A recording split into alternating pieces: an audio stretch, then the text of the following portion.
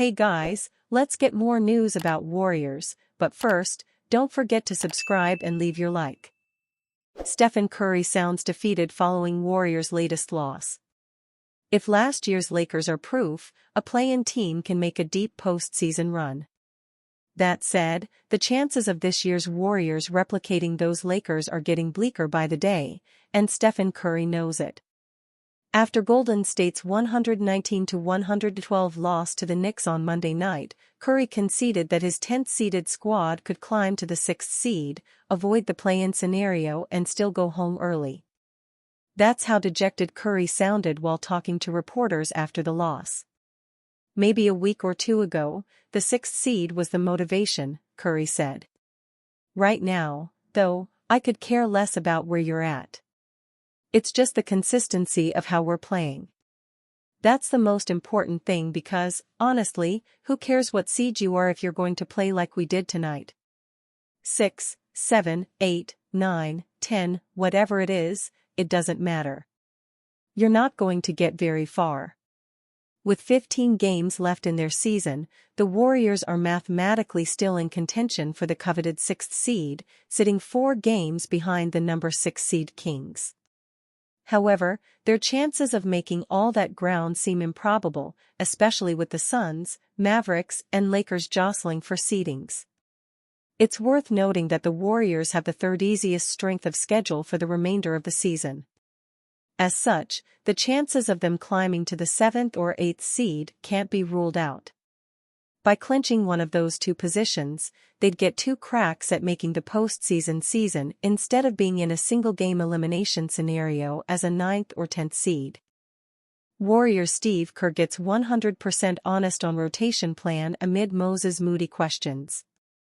As the Golden State Warriors vie to move up the Western Conference standings during the stretch run of the regular season, they'll be relying on a long-awaited yet fully ingrained identity to better their chances of advancing past the play-in tournament or, ideally, avoiding it altogether. Just because the Dubs have fully committed to playing Draymond Green at center, bringing Klay Thompson off the bench and pushing the pace at every opportunity, though, hardly means they don't have personnel and stylistics questions to answer over the last 16 games of 2023-24. Most pressing among them in wake of Saturday's pivotal win over LeBron James and the Los Angeles Lakers? Whether Moses Moody will be part of the rotation going forward after failing to get off the bench in Southern California. Asked before Monday's matchup with the New York Knicks if Golden State would continue going 9 deep, Kerr made clear Moody's planned role could fluctuate on a nightly basis. It's game by game, he told Clutch Points. Moses was great last time we played the Knicks. I'd love to get him out there tonight, but it is game by game. When guys are playing well, I'm generally gonna stay with them, so we'll just see how each game is going and adapt from there. Moses Moody's playing time, or lack thereof, has been a hot-button issue for the Warriors since the season tipped off. A fixture off the bench through late December, the clear strides Moody had taken as a help defender and off-dribble attacker in his third NBA go-around seemed enough to keep him as a regular member of Golden State's rotation. But he didn't play in 3 straight games beginning December 30 once Gary Payton II recovered from injury, only briefly re-emerging as a rotation player once Young Glove went back on the shelf shortly thereafter. Moody made the most of that opportunity, serving as a lone bright spot for the Dubs while scoring 21 points in consecutive blowout home losses to the Toronto Raptors and New Orleans Pelicans. The 21-year-old didn't get the chance to build on that momentum, suffering a calf strain late against Toronto that sidelined him for the next 9 games. He was in and out of the lineup upon getting healthy in early February, an ominous sign for his role as the season continued given the injury absence of Chris Paul. But Paul returned from his broken hand right as Andrew Wiggins left the team for personal reasons, suddenly thrusting Moody into the starting 5. He impressed filling in for Wiggins, serving as the Warriors' primary point-of-attack defender on the likes of New York's Jalen Brunson and the Raptors' Emmanuel Quickley while also providing his typical brand of all-court energy and reliable long-range shot-making. Wiggins only missed 4 games, but Kerr had seen enough from Moody and rookie big man Tracy Jackson-Davis while he was out to shift Kevin Looney and Dario Saric into permanent end-of-bench roles, ostensibly committing to an ironclad 10-man rotation. That proved the case for 4 straight games after Golden State returned home from its humiliating loss to the Boston Celtics, Moody averaging 20.5 minutes while once again coming off the bench. He shot just 33.3% overall and missed all 10 his three-point attempts over that fleeting stretch, though, then played 19 active, foul-prone minutes against the Dallas Mavericks last Wednesday as the Dubs played without a hobbled Stephen Curry and Draymond Green. Moody's DNP against the Lakers was especially surprising because he was dusted off for extended minutes in last season's Western Conference semifinals, acquitting himself well as a release valve three-point shooter for Curry and two-way rebounder. Klay Thompson was scorching hot in his hometown on Saturday, and Wiggins mostly played with the physicality and force he sometimes reserves for marquee matchups and the postseason.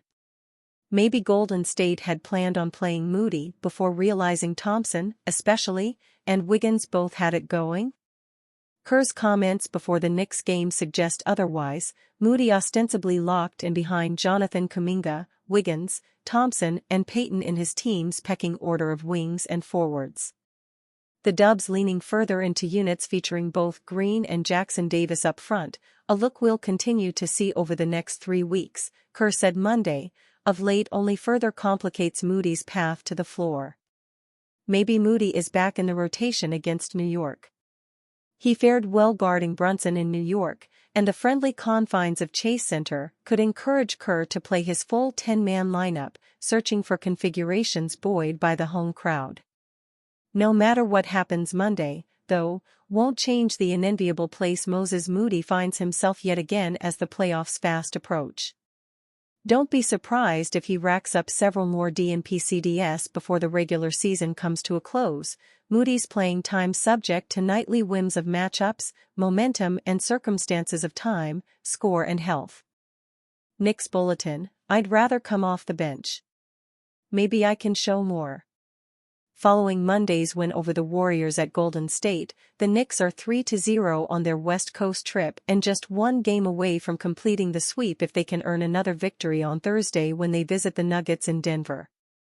New York had to fight the Dubs dynasty without OG Anunoby as he entered the week tagged as questionable to play before getting ruled out of the contest entirely as he took a flight back to NYC to undergo a bunch of bonus MRI on his damaged elbow. Here is what coach Tom Thibodeau and some Knicks players had to say after yesterday's extraordinary affair.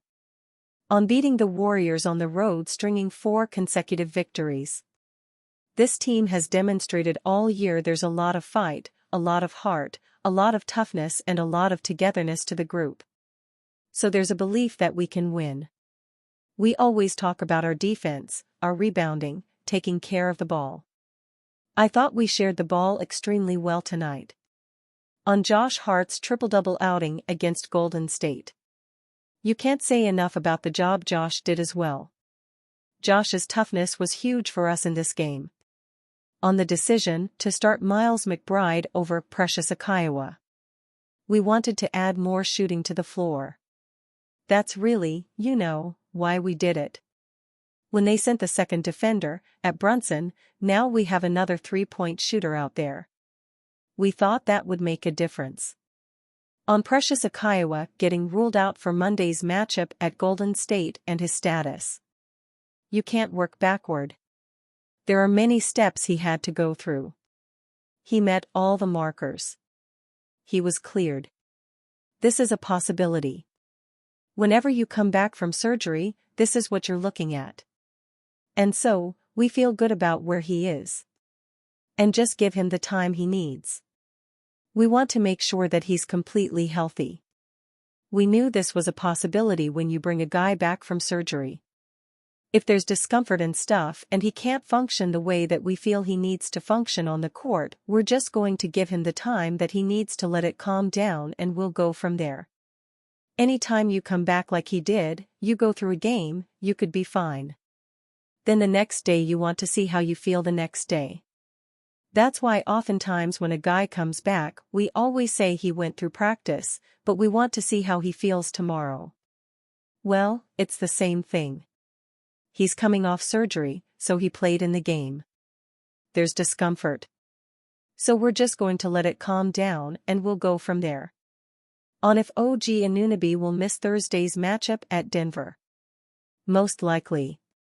He went back to New York and had an MRI that came back clean. So we feel good about that. And then it's just managing it from there. And you, fan, what do you think of the situation, Tom Thibodeau? Leave your opinion in the comments.